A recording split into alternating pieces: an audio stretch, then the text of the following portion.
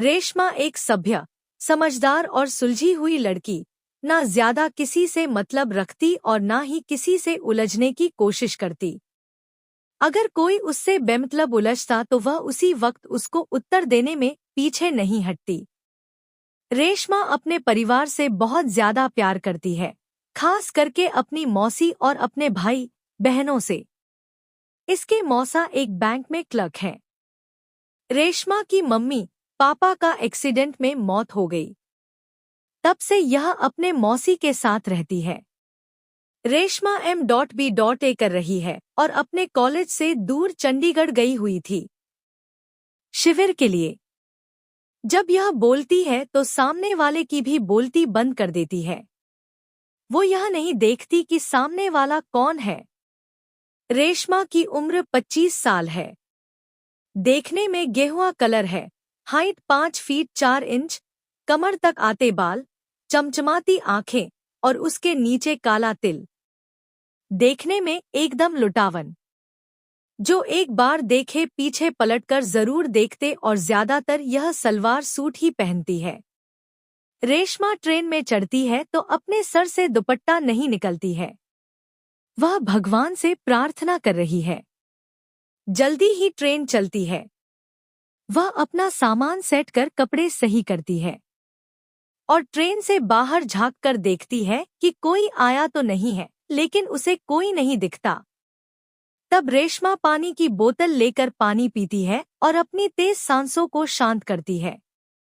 तभी उसकी best friend Sanchi उससे बोलती है कि क्या हुआ रेशमा, तुम इतनी परेशान क्यों हो?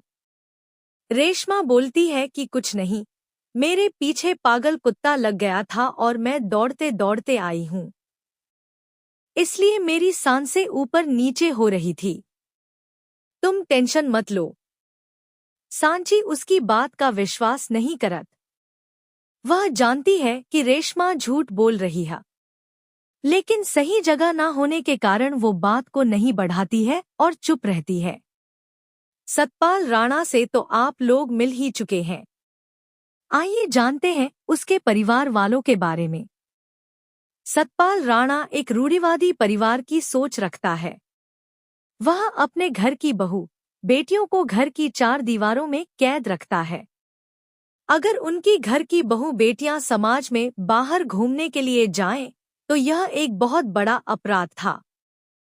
सतपाल राणा के पिता कर्मवीर राणा एक जमाने में वो भी बाहुबली हुआ करते थे, लेकिन जब से उन्होंने रियल व्हीलचेयर में अपने आप को पाया तो उनकी सारी बाहुबली खत्म हो गई। उसकी जगह उसके बेटे ने ले ली, लेकिन अपने घर में बहुत चलती है। सतपाल राणा को कोई भी कानूनी कामों में कुछ समझ नहीं आता है। वह तो अपने पिता से मशवरा ले लेते थे। सतपाल राणा के 2 बेटे और बेटियां हैं। सत्यजीत राणा को लोग सत्या के नाम से जानते थे। जिस तरह सत्या नाम रखा गया था उसी तरह इसका काम भी था। लोगों के सामने प्यार और मोहब्बत से पेश आता था, क्योंकि इसके बाद उसे M.L.A के चुनाव भी लड़ने थे। वह बिल्कुल अपने बाप की तरह था।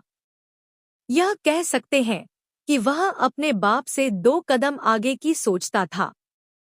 सत्या एक नंबर का सनकी आदमी था। जो चीज उसे प्यार से हासिल नहीं होती, वह उसे सनक से हासिल कर लेता था। लेकिन सत्या दिल का नेक बंदा था। यह बात सब कोई जानता था, क्योंकि उसने गांव वालों के लिए कोई गलत काम नहीं किया, बल्कि गांव वालों के लिए अपना सब कुछ समर्पित कर देता था, जो गांव के हित के लिए लाभकारी हो। गांव वाले उसे डर के साथ नहीं, बल्कि प्यार के साथ ही अपनाते हैं। सत्यपाल राणा के दूसरे बेटे का नाम सिद्धार्थ राणा है, जो इंडिया के बाहर रहकर डॉक्टरी की पढ़ाई कर रहा है। सत्यपाल राणा की पहली बेटी ज्योति की शादी हो चुकी है और दूसरी बेटी निधि है। निधि अपनी BA 2 ईयर में पढ़ती है। वह एक सुशील और शांत किस्म की लड़की है, जो अपने भाई और पापा से बहुत डरती है। सत्यपाल की बीवी लाजो सफल गृहिणी है, जो परिवार को एक धागे में बांधकर रखती है। वह अपने पति के सामने नहीं बोलती है। पति की जरूरत का सामान उसके बोलने से पहले उसके सामने हाजिर कर देती है। अपने बच्चों से बहुत प्यार करती है और बच्चे भी इनसे बहुत ज्यादा प्यार करते हैं। सत्यपाल राणा के सामने अगर उसकी बीवी कुछ बोल देती है तो समझो उसकी शामत आ गई। वो सबके सामने उसे कुछ नहीं बोलते बल्कि कमरे में जाकर उसे टॉर्चर करते हैं, जिसके कारण रोती है। लेकिन सत्यपाल राणा अपनी बीवी को सभी के सामने मान देते हैं। रेशमा ट्रेन में अपने आप को शांत कर आंख बंद किए हुए थी और अपनी मौसी, भाई, बहनों और मौसा जी के बारे में सोच रही थी। तभी सांची आकर उसे खाने का सामान ऑफर करती है। वो उसे ले लेती है।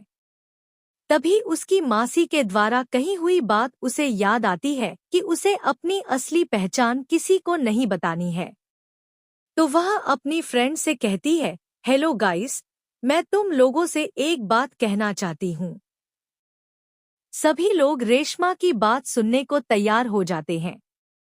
तब रेशमा कहती है कि हम लोग वहां जाएंगे तो तुम लोग मुझे मेरे नाम से नहीं बल्कि ऋषु के ही नाम से पुकारना। मुझे अच्छा लगेगा क्योंकि मैं वहां तो किसी को जानती नहीं हूँ और तुम लोग रहोगे तो मुझे अपनापन भी लगेगा। सब लोग उसकी बात मान लेते हैं और फिर उसे उसके रियल नाम से नहीं बुलाते। 2 रात और 1 दिन के बाद ट्रेन चंडीगढ़ पहुंच जाती है। सुबह के 10 बज रहे होते हैं। सभी ट्रेन से उतर गए थे। रेशमा प्लेटफॉर्म में आकर अपने शरीर को पूरी तरह अंगड़ाई लेते हुए कहती है, आखिर हम लोग पहुंच ही गए। इस कहानी का यह भाग यहीं समाप्त होता है। कहानी बहुत ही दिलचस्प है। कहानी में आगे क्या हुआ जानने के लिए इस कहानी का अगला भाग जरूर पढ़ें। साथ ही ऐसे मजेदार कहानी सुनने के लिए और हमारे साथ जुड़े रहने के लिए हमारे चैनल को लाइक एंड सब्सक्राइब जरूर करें।